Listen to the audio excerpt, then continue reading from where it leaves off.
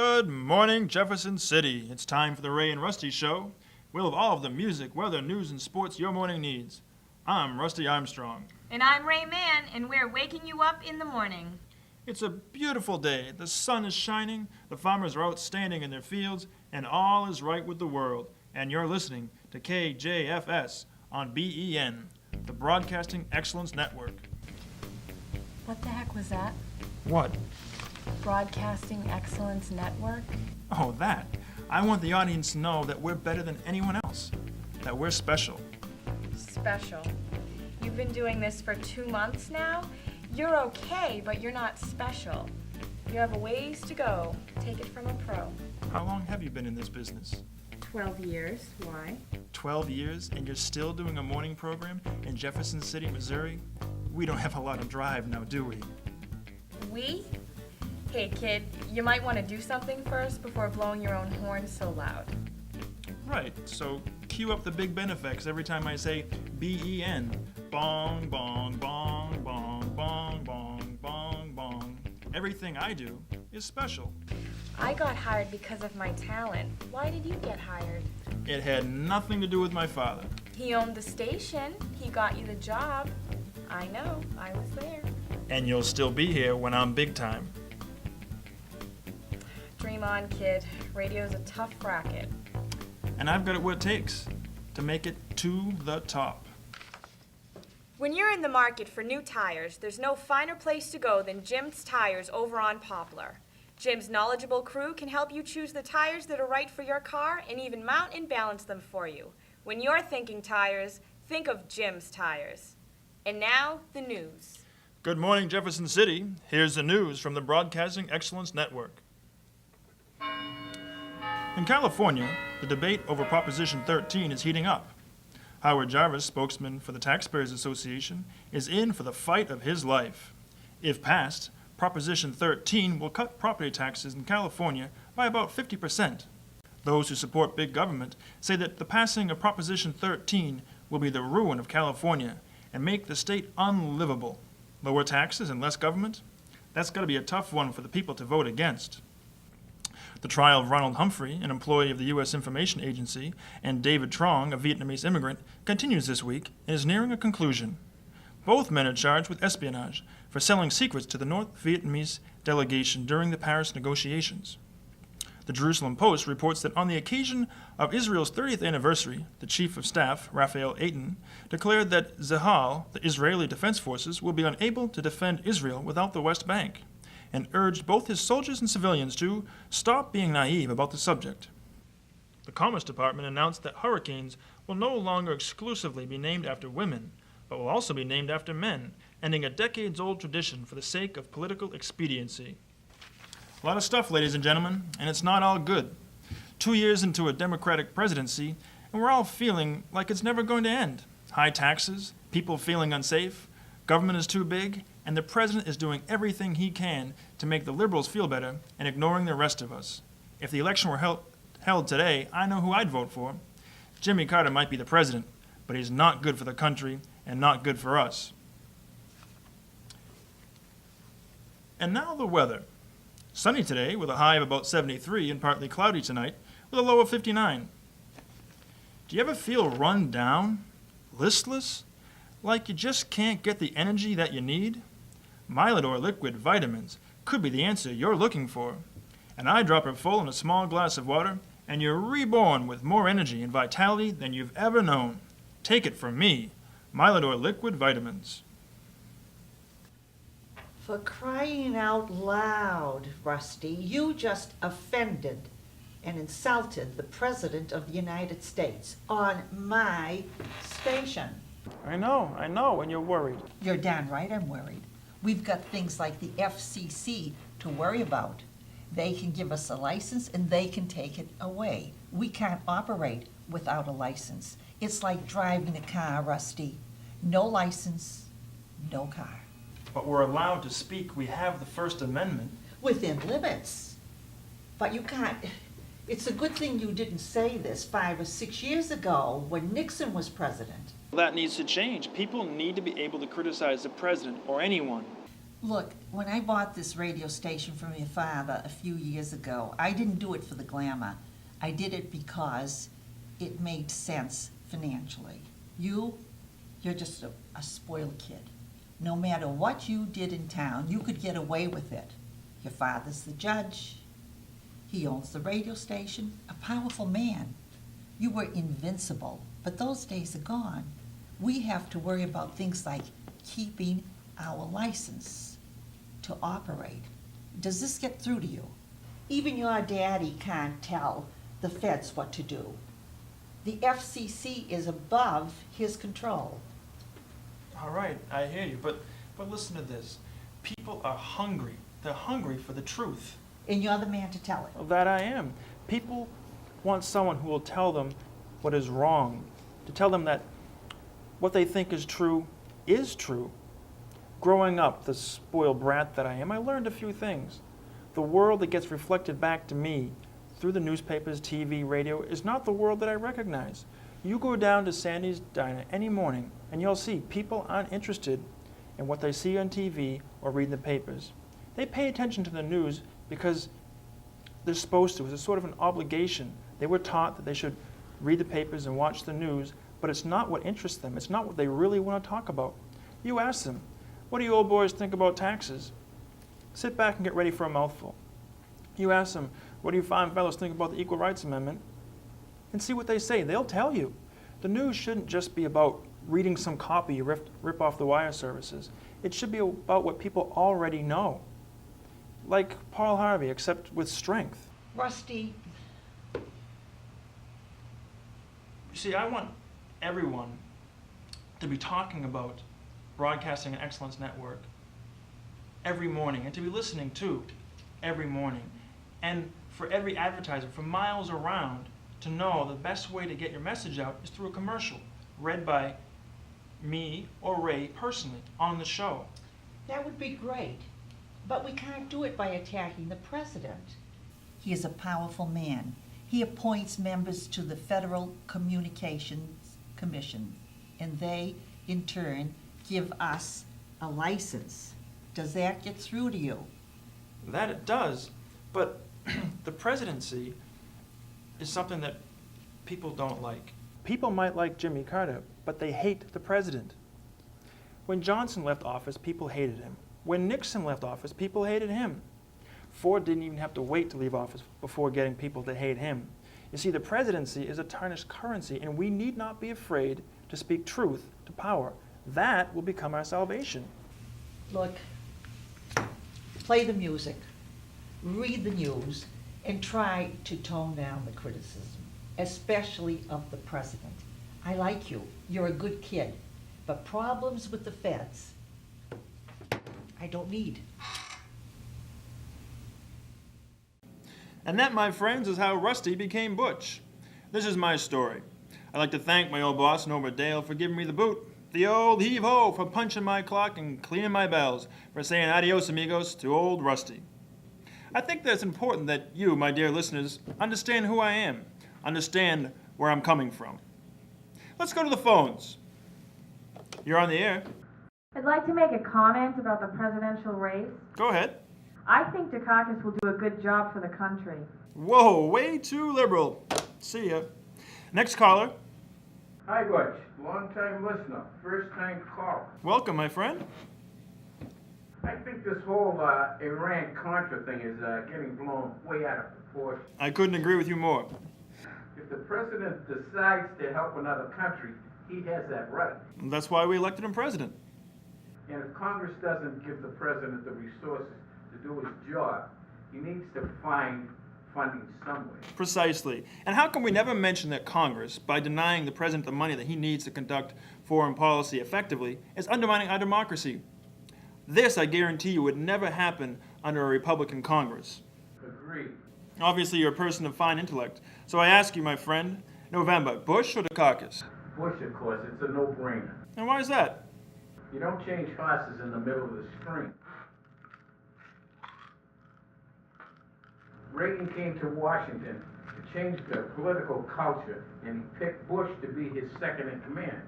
If we can't have Reagan again,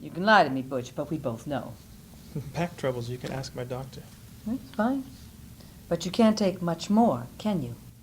I mean, every day, the pain grows worse. I mean, no matter what you do. How goes the golf game, huh? You shot a 77 last week, didn't you? Yeah, I did. Yeah, good for you. Now, let me get to why I'm here. I can help you. With? Your pain. I can take it all away. Is there something new on the market? No. Old as the hills. No drugs, just gone. No pain. How? Well, it's simple. I touch your forehead, and all your pain disappears forever. And it works? Always. Always and always. It never fails. And what do you want from me? How much is this going to cost? Why, Butch, you can afford anything you want. You've become a rich man. Price is no object. That's right, but how much is it going to cost? Well, it's just an autograph. Simple, isn't it? I signed for you and no more pain? Ever? You got it, kid. What could be easier? You just have to sign this.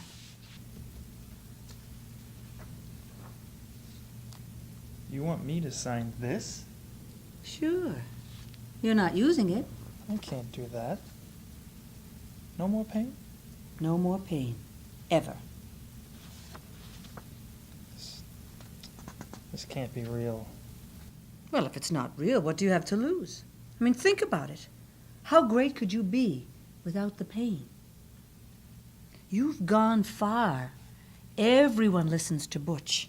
You succeeded in getting your message out. Without the pain, how far could you go? What's the only thing reining you in? What's the only thing holding you back from your true greatness? It's the pain, Butch. And I can help. Let me think. Let me think about it. No, Butch. This is a one-time, only now or never kind of deal. You know? Here, sign, and I'll take your pain away forever. Best deal you ever made. Ooh. Wait a minute. What? Wait a minute. What? Oh, I'm sorry. I seem to have made a mistake. You're not eligible. What? What are you talking about? Yeah, I'll sign. No. I'm sorry, Butch. I've made an error. Let me sign, please. No, you can only Please. make this trade once. I'm sorry. But I've never done this before. Right, of course. Do me a favor, though. Forget we ever met, okay?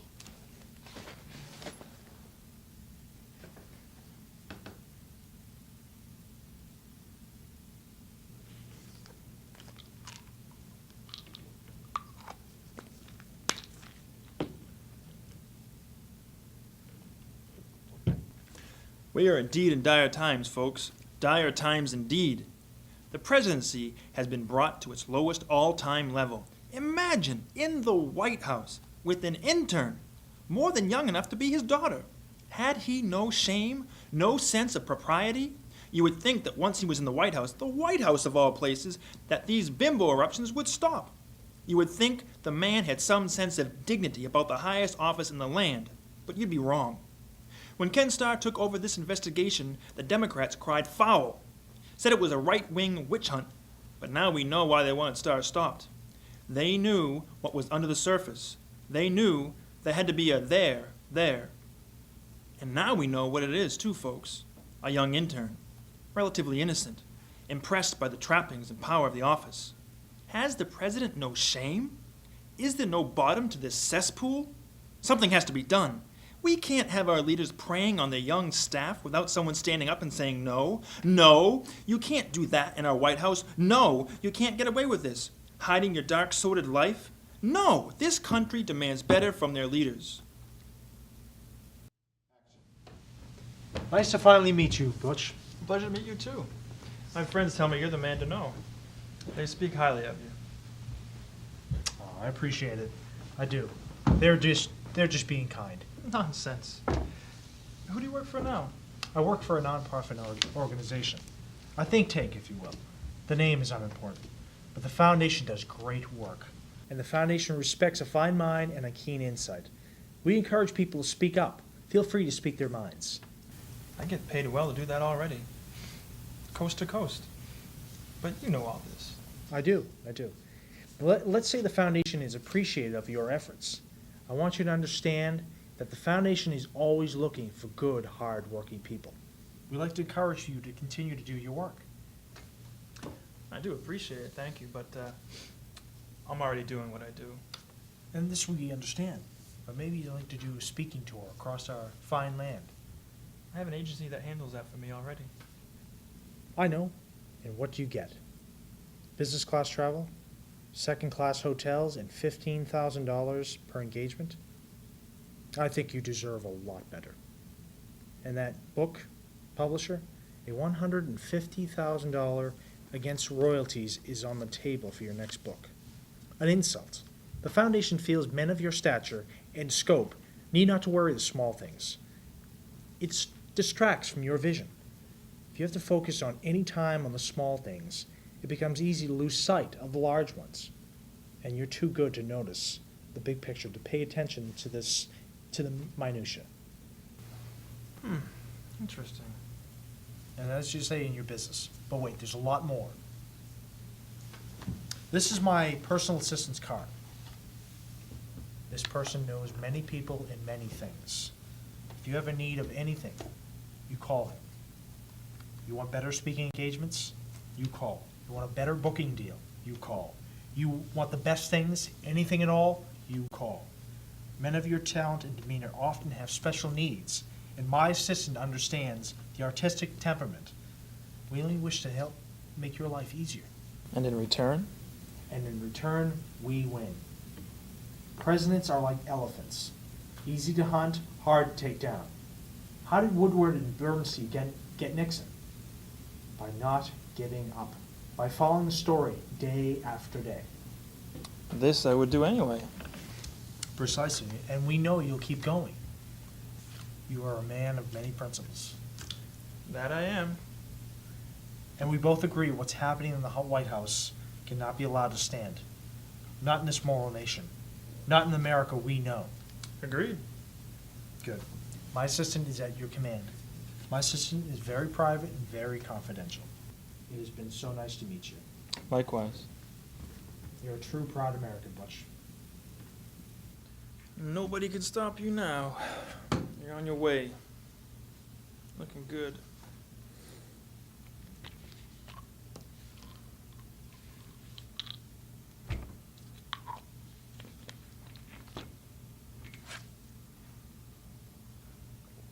We're doing this because it's right.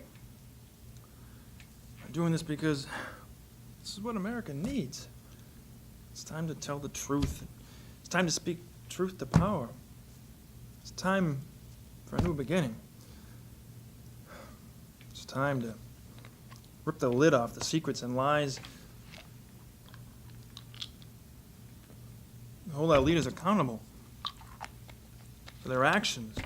It's time to sweep the past and usher in the new. It's time to put our house in order and come to an accounting. It's time for personal responsibility. We're followed because we lead. We lead because we have to. We lead because we can. We lead by example. We live our lives simply and purely.